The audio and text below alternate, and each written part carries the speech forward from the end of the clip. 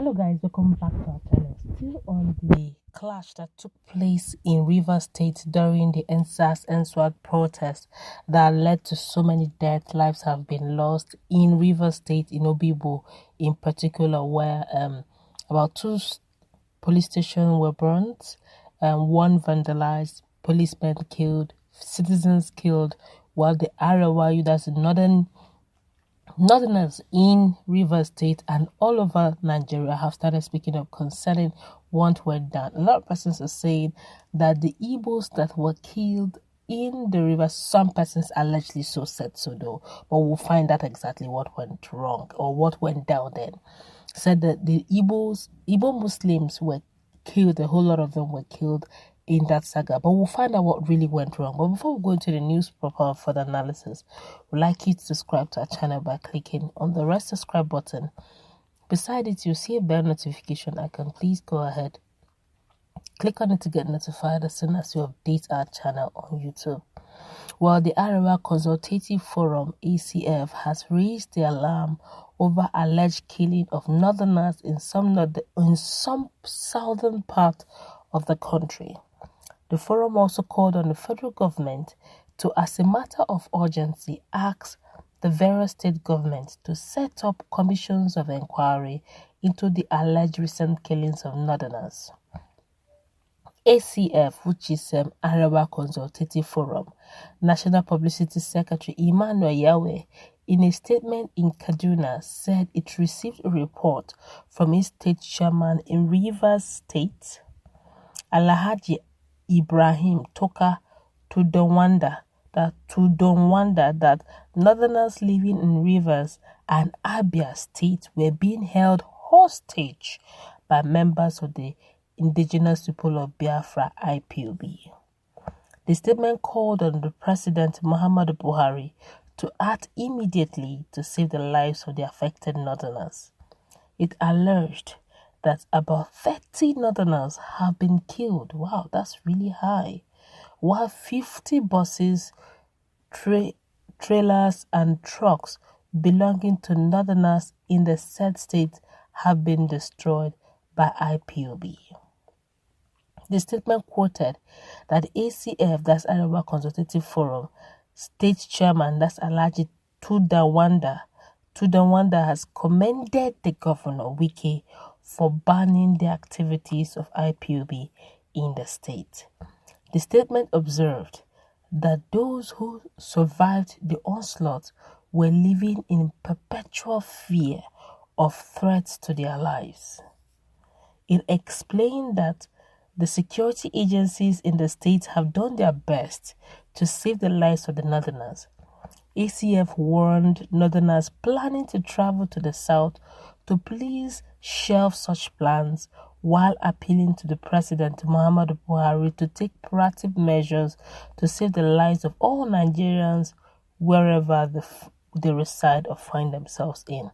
Well, this is getting really messy. I thought by now all things are being put in check.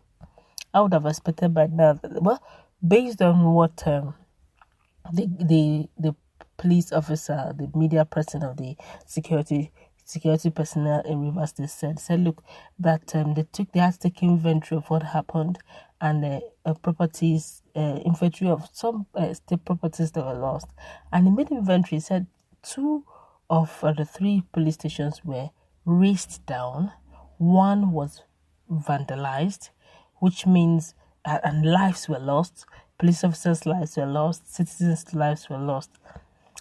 I knew it all began with NSAS and SWAT. I did not know when it degenerated to ethnic clashing. I did not know when it degenerated to a point where they're now looking at killing individuals, killing citizens within the state. And it should be frowned at. Okay, right now the country is trying to go through judicial panel to find out, the extent of damage, those who are going through psychological trauma, those who are victims, those who lost their lives, compensation plans, and all that. There's so many things right now that the country is going through. And the fact that if there's anything we're dealing on right now, it should actually be around that NSAS and SWAT protest and the issues surrounding it. But how did we get to the level, or how did we degenerate to the level of ethnic cleansing or ethnic clashes? It should be frowned at. Yes, some persons will say, after all, Fulani headsmen, but these guys are they Fulani headsmen? If they are, I wouldn't know, because the first statement that Bonaboy made, of which he later, deleted it and apologized, that because a lot of persons accused him of bigotry, religious bigotry, that was not nice, judging from a recognized celebrity worldwide. He shouldn't have degenerated to that level of calling out Fulani headsmen and all that. The first statement he made was that Fulani headsmen are killing people in Rivers, that Rivers State Governor should please rise up to the occasion and do something about it, of which he did. They did investigations and they placed a bounty over one Stanley Nkpiri, of which he has also come up again and apologized. All those you see in our feed, of which he has also come up and apologized and begged the governor that he is not an Ipob member, how much more being a state coordinator of Ipob, that he just did NSAS and SWAT protest just like every other protesters, and he had no intention of, bringing, but lives have already been lost. They placed a 50 million bounty on his head. He made a video begging Governor Wike to please hear him out.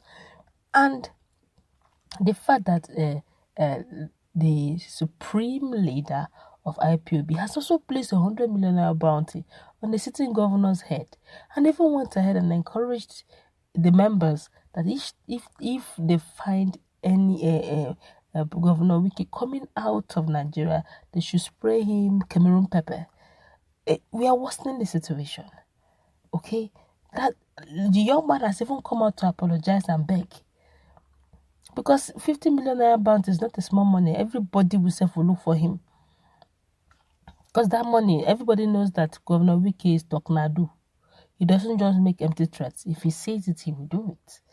At least as long as there's God and there's breath in his nostrils. What we are saying is this is not how to go about it. Killing people for whatever reasons, whatever guys should be. Right now, Nigeria is very tensed. So it does not degenerate to ethnic cleansing. Look at what happened. One grandson of one Adeyinka grandson coming to give orders that they should kill or there will be crisis or issues against any Igbo, and if Igbos refuse to leave the southwestern state or Lagos within 72 hours or 48 hours thereabout, of which that was on Sunday. And it elapsed on Sunday. Nothing happened. Yorubas came out en masse. FFK came out. Afenifere had to even write an official letter debunking it, saying they should just totally ignore him, that he's a bigot. All right, just imagine just that statement, how the Yorubas rallied round the Igbos and ensured that nobody took that grandson of a young man seriously. And they just made in fact, they made it a light of the situation. I said people should just go out there and usual way, nothing is happening. That Igbos are very much welcome in the southwest, particularly in Lagos, and that's how the whole thing died down. And if we keep leaving things this way, they are, we keep fanning the ember of fire of bigotry, it will consume the country one day. Yes, some persons will say, yes, let us break. If there's hope for this nation, why don't we just pursue it? If there's any iota of hope anywhere, I mean good hope, I'm not talking about hope of good governance, why can't we just pursue it for a change? Now, if for any reasons now these guys are calling forth, for or they're already threatening Arewa youth, maybe the people they are picking right now, maybe even the innocent people who knows nothing about what went down.